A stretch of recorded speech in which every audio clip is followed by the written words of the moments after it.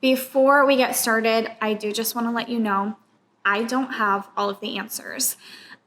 So please just have some grace with me. Be gentle. And I want to give a huge trigger warning before I actually start discussing anything.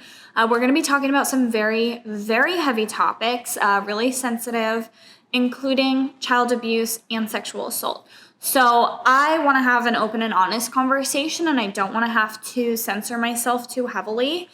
So this is your heads up. Please, please, please click off the video if this is not something that you want to hear about, if it's not something you want in your life, if it's triggering. Obviously, no hard feelings. You probably don't even know me. So you don't have, I know that you're going to click off if you don't want to hear it. But for those of you who are staying and are perhaps wondering what I'm talking about, or why I've decided to put aside like DIYs and vlogs in favor of this not controversial subject at all, politics and Christianity, it's because we need to discuss purity culture and Josh Duggar's recent arrest. And I know I already mentioned it. I don't have all the answers. This is not going to cover everything. This is kind of just a high-level overview. I've been in a bit of a spiral just learning more details of Josh Duggar's past, and it is littered with sexual assault allegations, child molestation, cheating on his wife, abusing sex workers. It's disgusting. It has been sitting so heavy in my heart.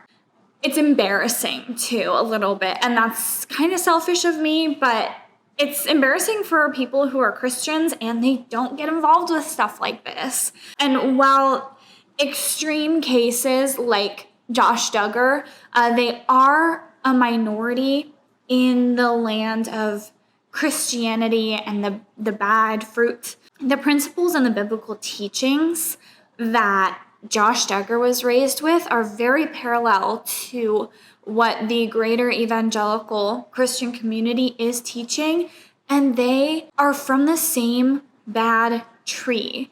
It's bad fruit from a bad tree. The impact and shock of his continued offenses, which feels like a gross understatement, all of that is just compounded by his family's devout mission to cover this up and stand by his side instead of standing with and for the victims of his repeated abuse. I also want to let you know that as we move forward and discuss this, I don't really want to talk about the other Duggar children, even the adult children, with the exception of recognizing that he did abuse his sisters. But there's this part of me that feels like it's not fair to discuss how they're dealing with these things or anything, because they were brought up alongside their brother, Josh, who assaulted his sisters, like I just said. And that didn't just that impacts, the whole family. And with them seeing that lack of consequence for his really, really disgusting behavior, I just have a feeling that there is so much trauma there that discussing their reactions just feels inappropriate and pointless because they're still humans and all we have is what they show us on TV, on social media, and that is not necessarily the whole picture. Instead, I want to talk about his parents, their beliefs, and the way they taught their family. So just a brief overview, the Duggars are part of the IBLP. It is the Institute of Basic Life Principles, and many consider it a cult. It's definitely a very seriously fundamentalist Christian group. I definitely consider it a cult. I just don't know what the rules are for calling things cults for real. And the Duggars raised all of their 19 children in this cult, in this church.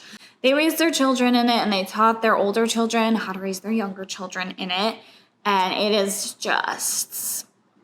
headed by a man named Bill Gothard, who is a very shitty person, and I don't have time to discuss him today, or we'd be here forever. The IBLP the cult, the church, this thing, among other things, teaches very, very staunch sexual purity. If you remember any of the televised Duggar weddings, these people couldn't even hold hands until they were engaged and allegedly saved their first kiss for marriage. Kind of like, I don't know how that's possible, but okay, whatever you say. I know that Josh fucking didn't.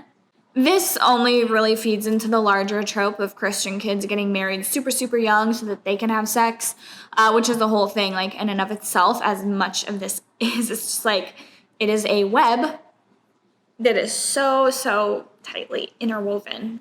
The whole saving your first kiss for marriage was really framed as this, like, godly act of purity and a sacrifice made for your future and the sexual and emotional integrity of your future relationship.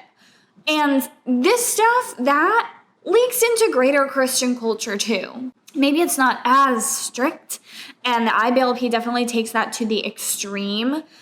Saving yourself for marriage is the common discourse within Christianity.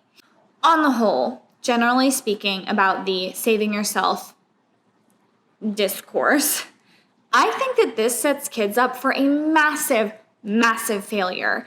It creates unhealthy conversations surrounding sex.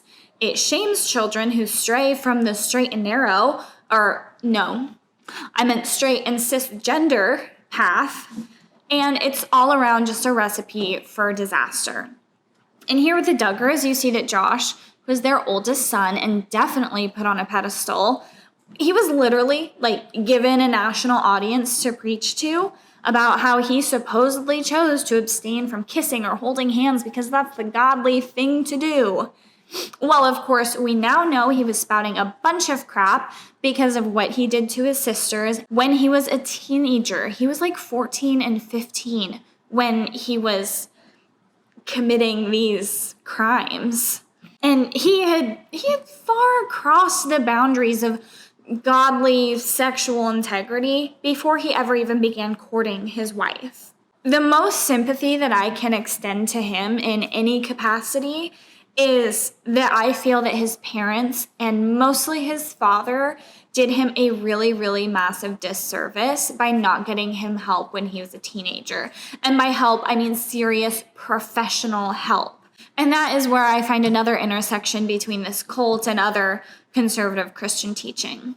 Christians are taught to seek counsel within the folds of their church, or at least within the confines of their own faith. Josh Duggar allegedly came forward after being caught by one of his siblings. He came forward to his parents to tell them what happened. And his dad, Jim Bob, did not seek professional help for his son. Instead, I'm sure that they prayed about it, and Jim Bob took this to his church's elders, who also did not seek professional help, nor did they report this to the authorities.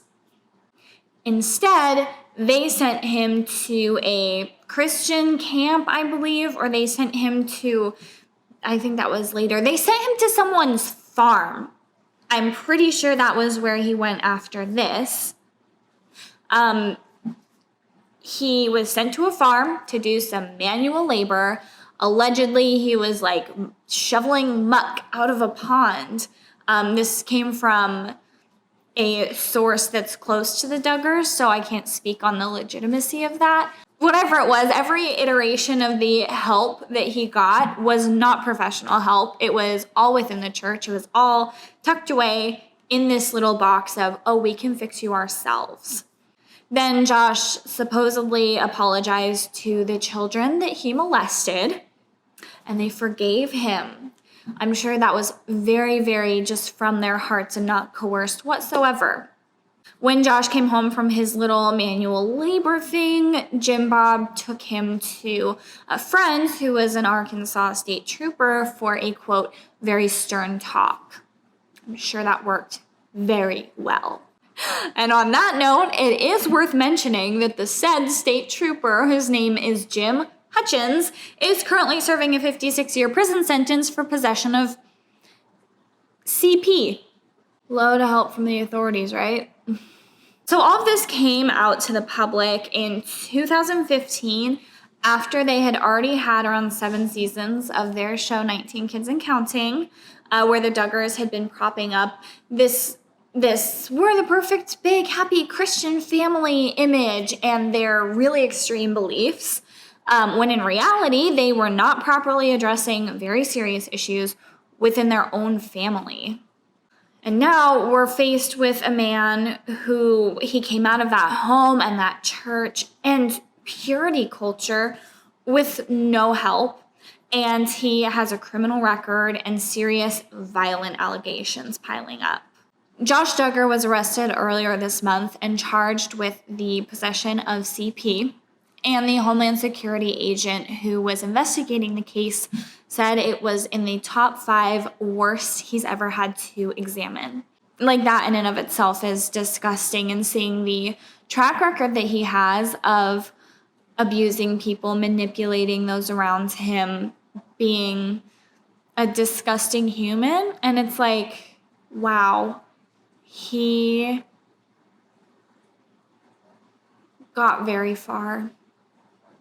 And I can't help but, like, this is just totally me throwing out my own feelings, because obviously this is really, it's, once you've heard about it, it's kind of just insidious, and you just, like, it just haunts me. And I'm not even a keeping up with the Duggars type of person. It's just, in hearing this story, it has, like, lodged its way into this very deep part of my stomach. And when I think about it, it makes me feel sick. More so because the people who should be denouncing his behavior and the people who should be just saying, this is not who we are, this is not what we believe in, is the church and his family and the church that he grew up in, the IBLP. And yeah, it's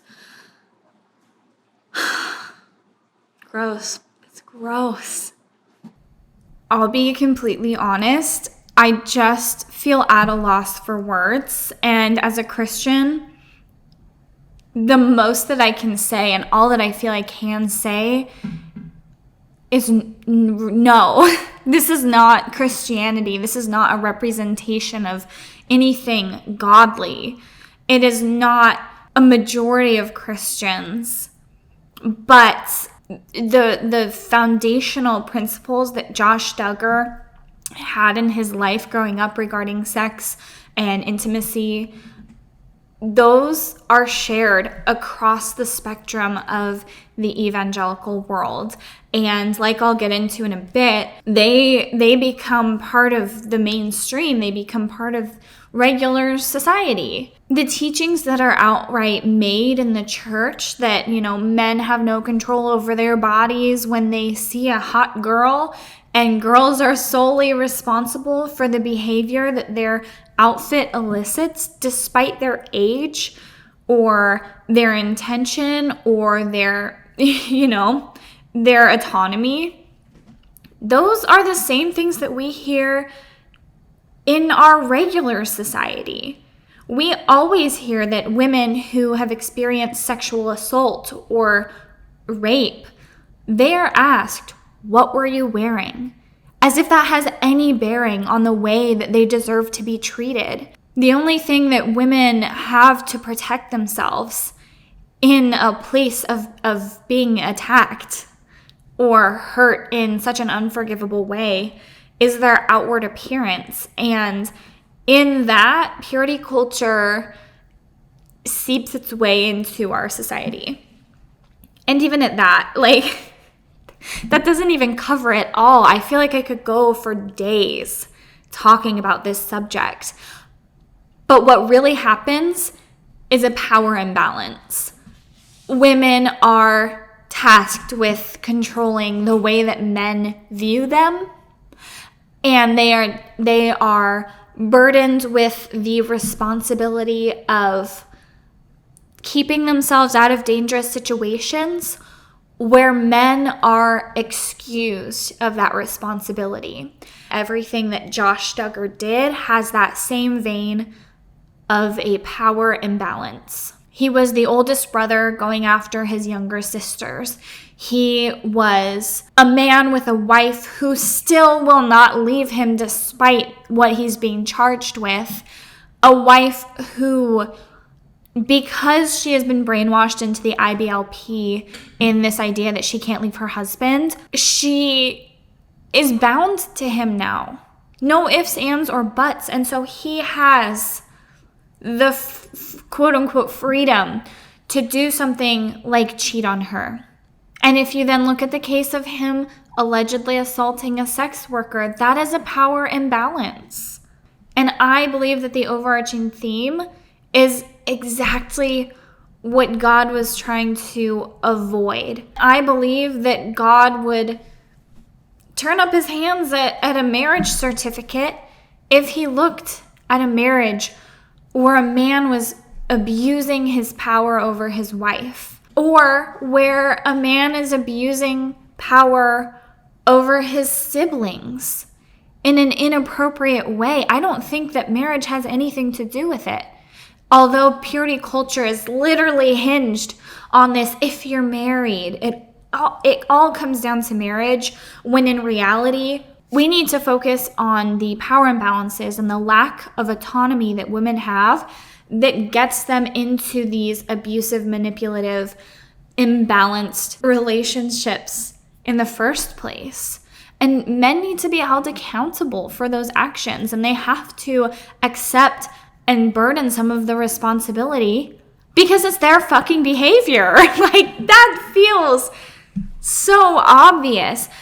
And yet we see people literally tripping over themselves, trying to defend the boys will be boys narrative while pushing inappropriately mature responsibility onto women. Overall, when I look at everything that Josh Duggar has done, I see power imbalances from his first crimes to his current crimes. He is obsessed with power. And I believe that Christianity and the teachings of purity culture unjustly give men power over women and children. It breaks my heart because, of course, call me whatever you want, but I believe that love and respect, A, go hands in hand, and B, are the foundation for a healthy faith. And I don't think that Josh was raised to respect or love women. I believe that he was raised in a culture that taught him he was more powerful than his female counterparts. And that's unacceptable. Now, it's our job as Christians to do better and put a better narrative out there. Because I think God would turn his nose at a marriage certificate if he saw what was allowed to fly under the guise of marriage. I'm going to go ahead and split this video up into two parts. This is part one. I wanted to talk kind of at length about Josh Duggar in relation to purity culture and the protection, the unjust protection that he has gotten as an abuser. Part two, it will be up hopefully on the same day that you're seeing this, so I will link it here. You can go check it out. This is kind of the Josh Duggar centered video. And the next video is going to be more about purity culture as it relates to just our society, because we live in a society. If this was interesting to you, go ahead and leave a comment down below. I would love to engage respectfully and appropriately with you in the comments. And go ahead and click on part two as well if you want to continue that conversation into purity culture in the more broad idea that it is. I didn't anticipate splitting them into two. I've already filmed that one. So I'm just trying to film the intros and outros for it. Okay, yeah. Go watch that one. Leave me a comment, like, and subscribe if you want to hear more of this stuff. And if you don't, tell me that you don't want to hear it, because I am inclined to listen to you, so long as you're subscribed. Okay, see you in the next video. Is this you, girlfriends? Disgusting.